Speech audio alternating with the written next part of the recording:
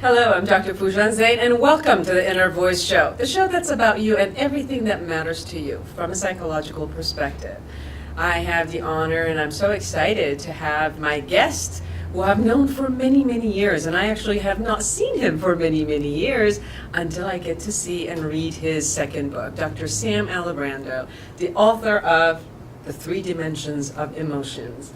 He's a psychotherapist. He's the president of APC Counseling Center, and he is this is, I think, his second book, and we get to talk about his latest book that is out. Thank you for joining me.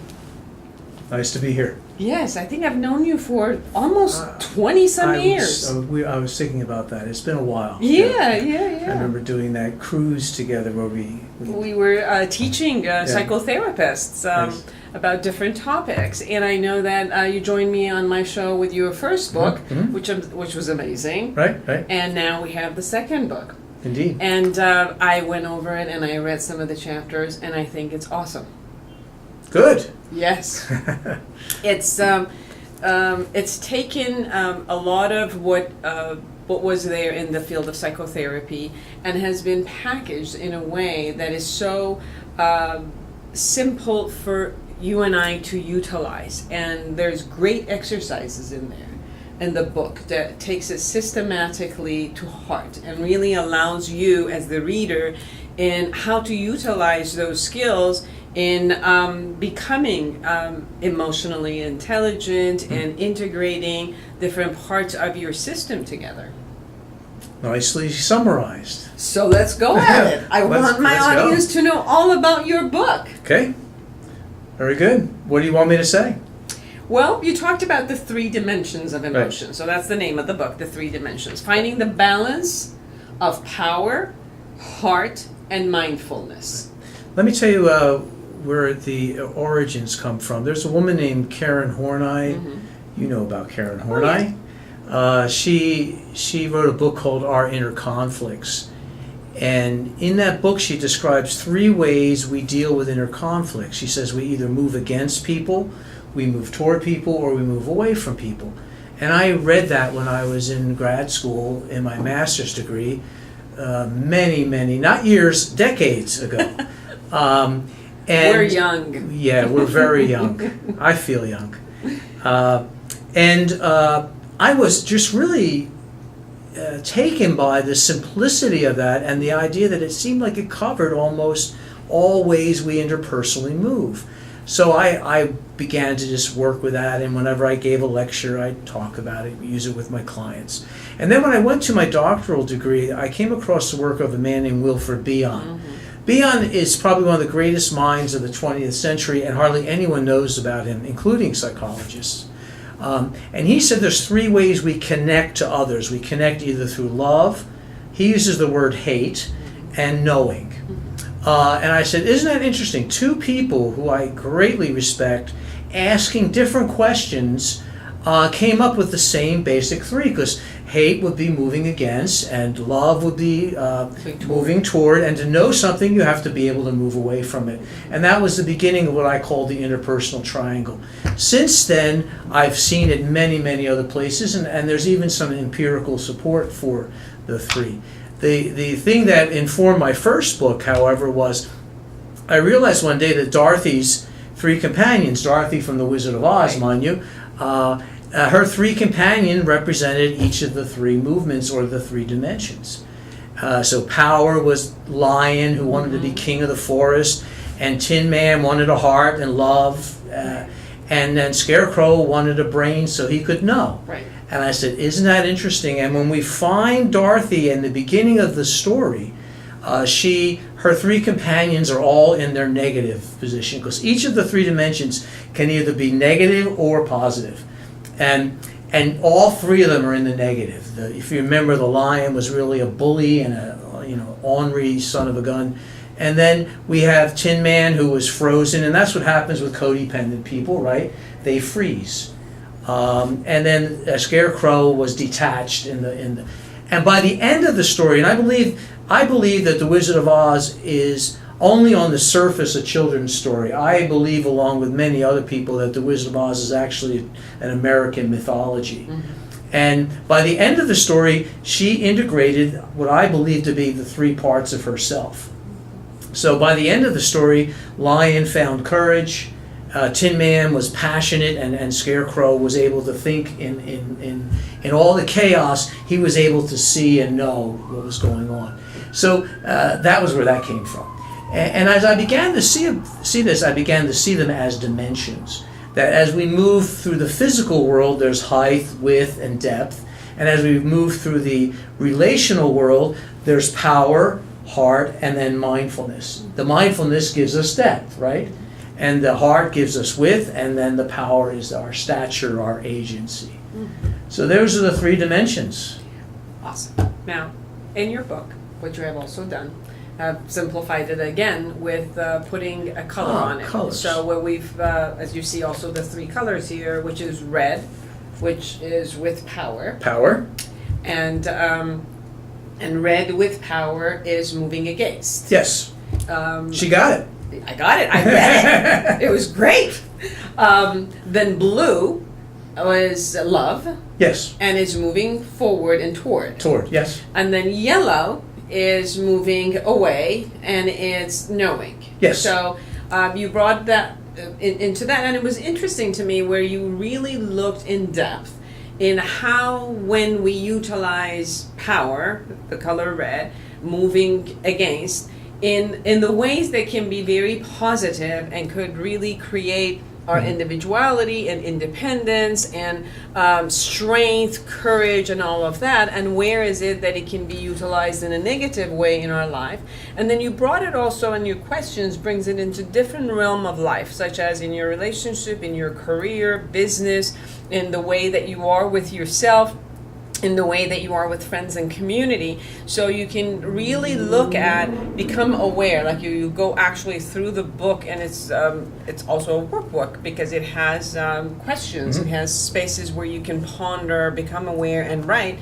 And look at both sides of how much you are balanced in the two or not, and with what areas you might be balanced. It's like some people might balance these things in their career, and not balance the same concept of the power in their intimate relationship. That's right. That's and so right. how to balance those, knowing how power works in their life or doesn't work, Right. or versus love, or versus the knowing. You just said a lot. Let me take a couple of those pieces. I chose the three colors because they're the three primary colors. Right. And those are the three primary ways we move. I also picked colors for another reason. It's really funny. You understand it, right? You got the terms down. But it's so funny that some people just don't get those Karen Horney terms. Even I also people, read your first book. well, even then, people even from Caltech who are genius level will say, well, am I pushing forward now? I go, no. It turns out that most people understand the colors. And another nice thing about colors is you can blend them. So if you have a person who's really not very good at moving away, they may be out of balance in purple. Purple being red and blue, right? So that those are people who very much engage, but they don't know how to keep good boundaries, for example. And so that's another reason I like the colors, is because then you can start blending them, and it makes sense. For example, green makes sense, doesn't it? We have yellow and blue creates green, and green are peace people, but they don't often know how to do the red. They don't know how to stick up for themselves, speak up for themselves, set limits, which is the healthy red. Right? So that's another reason why I like the colors. The other piece about this is that anywhere there is a relationship this model can describe. I do not see this as a personality, even though there's some elements of this that kind of reflect personality. I see it more as a description of how we relate, how we move. Because I'm different with my wife than I am with an alpha, for example. With my wife, I tend to be a little more red, maybe some purple, because she is very, very yellow. She's green, basically, right? And with an alpha, I tend to become a little more submissive. So I go a little blue on alphas. So we all kind of change based on the context. So it's not a fixed personality trait. It's a more of a relatedness that we choose, Right. depending on who we're relating and Yeah. the circumstance that is out there. Actually, Something that if your audience might be interested in, on my website, I have an interpersonal inventory that people can take, and it's free. So they can just go in and they pick the context. So they'll say, this is in regards to my spouse, or this is in regards to my boss. And then they answer 20 questions, and it gives them a profile on which color they are. right, and you So- can see the website on the screen if you like. It's Yep. power-heart-mindfulness.com, which And then- is exactly the book. And then you hit the tab that's called the Interpersonal Triangle Inventory is what it's called. Mm-hmm. So. And you've said that you've worked on this for many, many years with your practice. And I remember with your first book, can you tell me the name again? The first book is Follow the Yellow Brick Road. Follow the Yellow Brick Road. How to Change for the Better When Life Gives You Its Worst. Yes, and you really explain this concept of taking, moving forward, moving Yep. against, and moving away from those perspectives within the Wizard of Oz, Yes. and how all of that is part of the mythology that works, and then kind of extended it to brought a couple of more work out there that are there, and then you utilize it. I know that you also work a lot with companies. Yes. Not only that you work with people, with couples. I know your expertise is also in sexuality, and you work a lot with sexual dysfunctions or Sex addiction particularly. Sex addiction particularly, and also companies. Yes. When you look at bringing this model to personal life versus companies, what are the differences that you see, for example, for people in utilizing the model in different areas of their life? I think one of the differences it's more interesting, I think, what's the same, which is we're all the same. We either use our power for good or to control people. We use our heart because of real regard and respect for others, or we use it because we are dependent in an unhealthy way, or we move away either to look at things and be mindful, or we move away to detach, right? So that happens whether it's in a marriage or whether it's in a boardroom. I think one of the differences is how you work with those people. When in psychotherapy, you have almost the implicit and explicit permission to dig deeper. Right. So you can go into childhood and where did this come from, and more questions about how this makes you feel. Where when I work with executives, it's more of an executive coaching kind of thing. So I in my book, I talk about someone I call Miguel. Mm-hmm. And Miguel was a purple. He was out of balance purple. He was very, very in the blue. He was very enmeshed with people, and then he would throw temper tantrums. And blue meaning a person moving toward, and is the concept of the heart. They bring out the heart or need that. And when it's in its negative state, it's people who keep poor boundaries. Mm-hmm. Dependent personality, they need love from outside. Yeah. So my whole thesis is this, and this is the main message really, is that when we want to change, it doesn't have to do with what we're doing negative, it's what we're not doing positive. So it's not what you're doing that's negative, it's what you're not doing positive. So for Miguel, it wasn't because he was keeping poor boundaries or throwing temper tantrums. The issue was he wasn't able to move away and control himself. He wasn't able to step back and hold his feelings rather than act them out. So in coaching, I didn't get into, his father who committed suicide and those kind of things. I got into his behavior and how it affects other people, and would you like to change that? And when he did, he saw positive results, so that reinforced his behavior at work. Moving toward the future, because you also brought the time essence in here, where you do work with the present moment. Yes. Because there's an awareness in the present moment, and looking at how they behave toward the present moment, and then how they can do the positive behaviors in order to go to the future, but also if there's something that is blocking from the past, or sourcing this matter from the past, to also look at it. Why is it, or how is it that we've come up in this way? You actually read the book. I did. I did not. Let me talk about that. The present tense is what's happening right in the moment. So my wife is angry at me, or she's whatever, right? And my knee-jerk reaction is to become defensive, because I'm a male, and want to withdraw, right? So I'm now over here in the, what color? I'm in the red and I'm in the yellow. So I'm doing an orange thing. Orange is cold. And the red is power. Power. So I'm becoming defensive, I'm defending myself, and I'm trying to move away. From moving against and moving away. So in that case, I want to practice blue. I want to listen to her and accept what she's feeling and not judge it, and honor her feelings and explore her feelings with her, right? Mm-hmm. So that's what I would do in the present. If I'm lucky to be aware enough. Now, most of us, because of our limbic system, you know the limbic system, if you put your finger here and here where your fingers intersect in the brain is the limbic system. And that's the emotional brain. You know this. I know that. And it has a mind of its own, as I like to call it. And we're very reactive, and a lot of times these things, we react before we respond very often. So if we can catch it in the moment, that's the best, because then we get into balance and then we're the most effective. But most of the time that doesn't happen. We threaten much faster and we react automatically to the threats that we perceive. Exactly. Yep.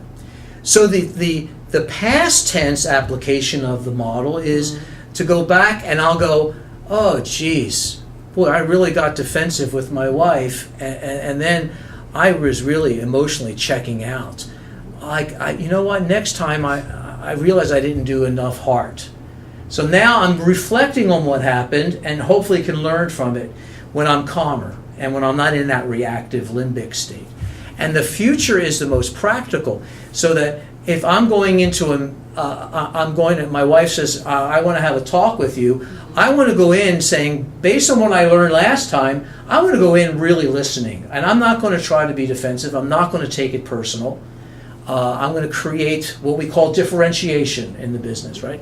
And then I want to move away and listen carefully, and then at some point in time I'll tell her what I need or think. But I want to make sure I do this other piece. So I'm going in strategically, knowing my vulnerability, and that's the most practical application of the model, is to anticipate what might happen based on past and go in and try to do something different this time. So one of the ways is being reactive, where we look at the past because something happened, we already reacted, and then we look at the result. We don't like the result that got created. I look at how am I responsible for this result. I reflect back. I look at what it is, and then I set up a corrective action for the next time, in a sense. Well, okay, if this happens again next time, this is how I'm going to set my mind and set an intention into doing that. Exactly. And then therefore, next time that I want to talk to my spouse or go to work or do something, I will say to myself, I know that I'm going to an environment where we're going to have this conversation, so therefore I'm going to be aware and set my kind of context and intention toward being that. So I'm going to be the heart. I'm going to, no matter what she says or he says, I'm going to open my heart and my listening and come forward, come toward, and that's how I'm going to set the context, and that's being proactive in a sense. Exactly. And when I do that, I'm naturally balancing myself. And when whoever the other person is, if in this case it's my wife, she will then not feel my defensiveness, and she'll feel free, and then that will free her up, so we can have a really productive conversation. So it has that kind of benefit. Mm-hmm. Yeah. When we were looking at the model, and I know that you work a lot, like you said, with the sexual addiction. Yes. When you work with addiction, do you work with any other addiction, or mostly just sexual? I work with other addictions. Probably the second most would be alcohol. Mm-hmm. So sex addiction and then alcohol are the two I work with the most. Mm-hmm. So. Have you utilized this model with addiction?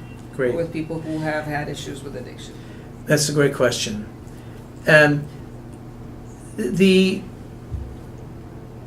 The one way it can work is, addictions are when we have an addiction, it's the first place our brain learns to go to, because at some point in time we drank something and we felt better and we were relieved, and the brain says, okay, I like that, I like the relief. Or you do something sexual and you get that relief. I call it, oh, happy day. And then the brain starts conditioning you to that, and then you start having cravings for that. So one way it works is when we start to feel something, very often an addict, whenever you start to feel something, the first place you go is to your addiction. So you're sad or mad or even glad, you'll go to your favorite thing on earth, your addiction, because you have that craving for it. So one of the ways I work with people is to help them learn to tolerate their feelings. Mm-hmm. And that's a mindfulness thing. That's a yellow thing. So you can move back, and one of the main principles of mindfulness is that you observe what you're feeling rather than act it out. You pay attention to it, you note it, you name it. The old 12-step, name it to tame it. Right? So you hold it in your own mind, thus mindfulness. And when that happens, the psychological process, that you can process your feelings then. And then it lowers your interest over time. Now, there are other things that addicts have to do, because by the time a person's life is out of control, there are also more behavioral things you have to do, which the 12 steps help people to do. I never recommend people not to do 12 steps in conjunction with psychotherapy. Yeah. So the mindfulness is a very big piece of that. Right. And for people who feel helpless, for example, if the reason why they are acting out is because they feel helpless, and that would be a blue thing, that would be a weakness, or that, then we may help them find some proactivity. Mm-hmm. So what are some things that are healthy for them to do that they can do and find some agency? Like, how do you talk to your boss, or how do you do something more productive that takes care of your problems, rather than going to that place where you feel helpless and therefore you act out. And is there a way that we could bring the red and the power, and even if they're working? Because as you were talking, this came up for me. So I'm asking if that also works. Because we can utilize these three ways toward externally, interpersonally. Can we also use these three things intrapersonally? I think that's his third book. You've got to pass that. You heard it first here. You've got to pass that by my wife. She's an author widow, unfortunately. Yes, of course. There's a relationship we have, and you know what's interesting, because we over time, based either on our innate personalities and temperaments and or our early childhood experiences, we kind of get locked in. And in a way, I don't want to make this about personality, but there's an element like that. And with those traits or those tendencies, like there's some people, the first thing they do is they get angry, right?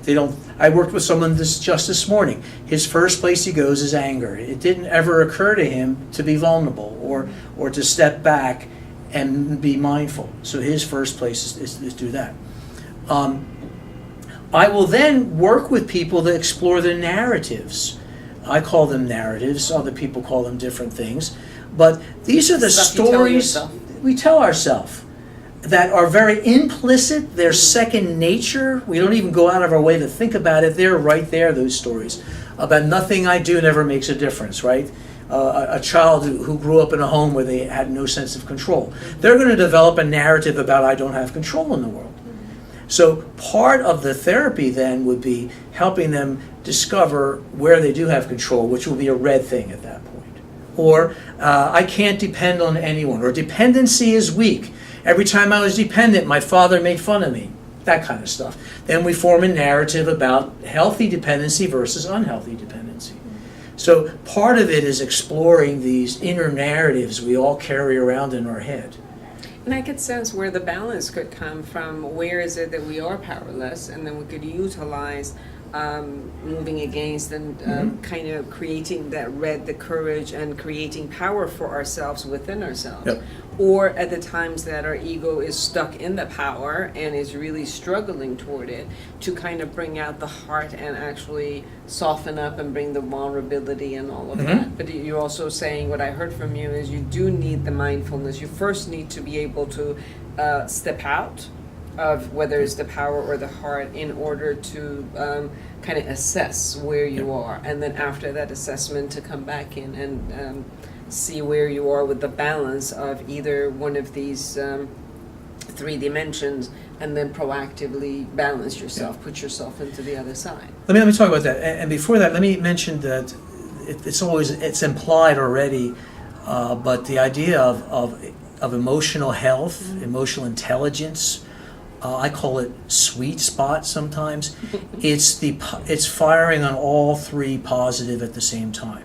That's when we are at our best. When all three are working at the same time and kind of energetically interacting, synergistically interacting with each other. That's when we are at our best, and that's the goal. And when we have an anxiety or a difficulty with any one of them, we'll always get thrown out of balance. It's just like having a tripod, and if you shorten one of the legs, you get out of balance. So we have the goal of being all three, and then checking ourselves when we get thrown out of balance. And knowing that that's a choice, that a lot of people think that they don't have a choice, that it happens to them. And what I'm hearing from you saying is it happens to you, but you also have the power of balancing it, and the balancing comes from the awareness, the mindfulness, all of that, and then coming and finding. And the way to make it into a simple concept for yourself, like you have created for the readers, is to categorize it so that it makes it simple for you in how to come back and balance it. Kind of knowing where to apply yourself. Right. I do a lot of workshops for organizations, and one of my favorite phrases is the phrase conscious and intentional. And that's my phrase for when we do stuff that's not as natural for us. Some of us aren't very good at confronting other people. Some of us aren't as good, that would be the red. Some of us aren't as good at being vulnerable. Some of us aren't as good at moving away and being mindful and knowing. And when we know we're not as good at that, then the solution is to be conscious and intentional. So you're conscious of where you need to go, and that's the beauty of the model is it's a roadmap that shows you kind of where you may want to be. And then you intentionally try to practice positive behaviors in that space.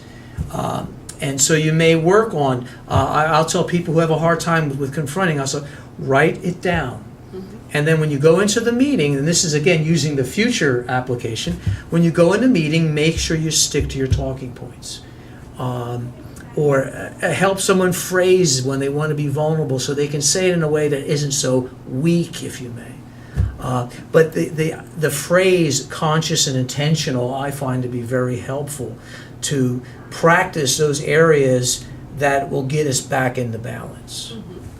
And so the balance is the key. A couple of things that I'm hearing from you and read in the book is the awareness, categorizing, knowing where it is, going through the assessment and the acknowledgement, and then setting it up. And the setup is always toward the goal of the balance of these three parts of you, which is the heart, the knowing, and the power.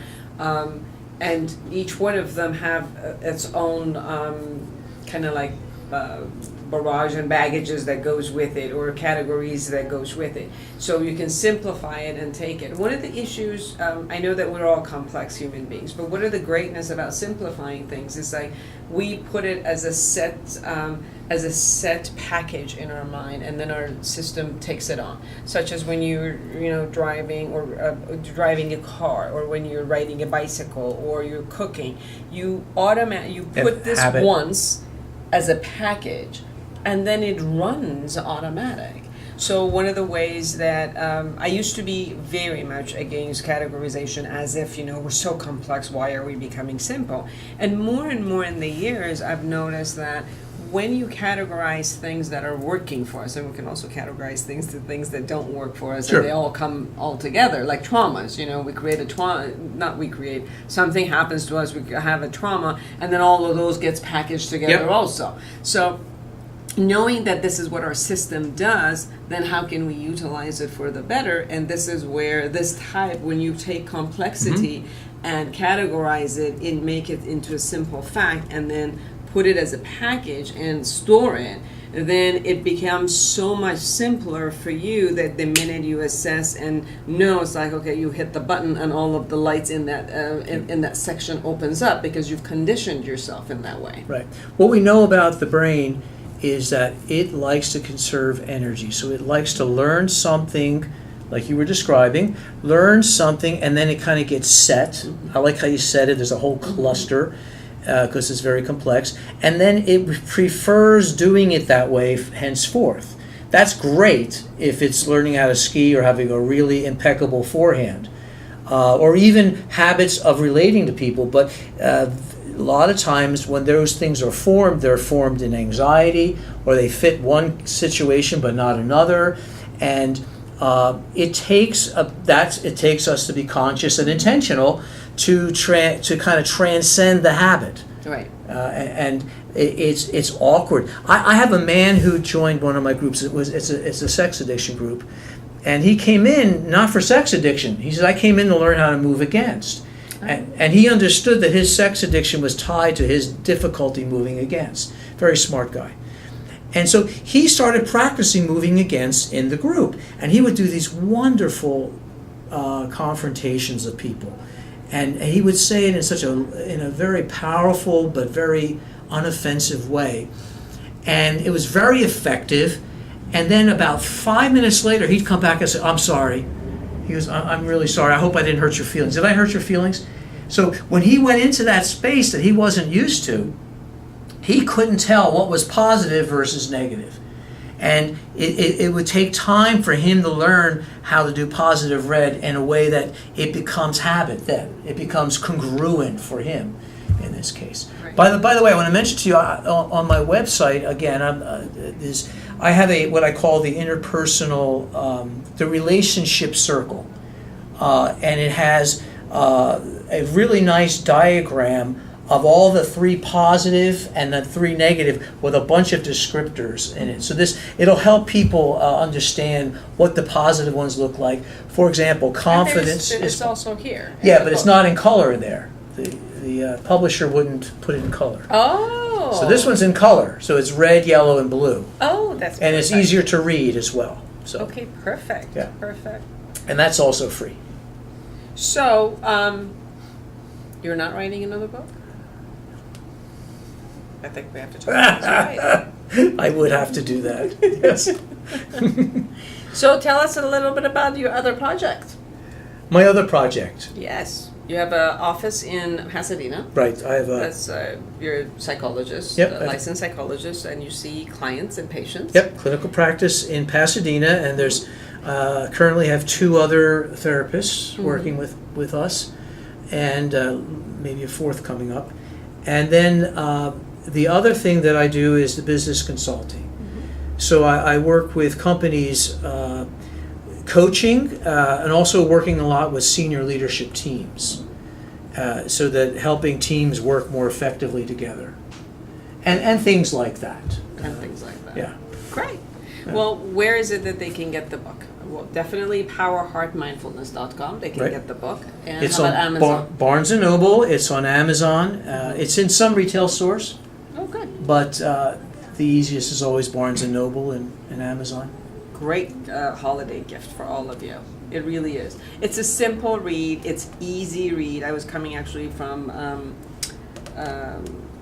Louisville, Kentucky, on the plane, and I read through it. So it's a very very it flows. It really flows. I didn't go through the exercises. Obviously, if you want to go through the exercises, it'll take you a little bit longer than the the flight. It takes as long as you want to do the exercises. As long as it takes you to, but it's the exercises, the questions, the way that they're put, they're very, very opening. It opens you up, and you look at your life in a whole different way, and then you have the tools in order how to do it.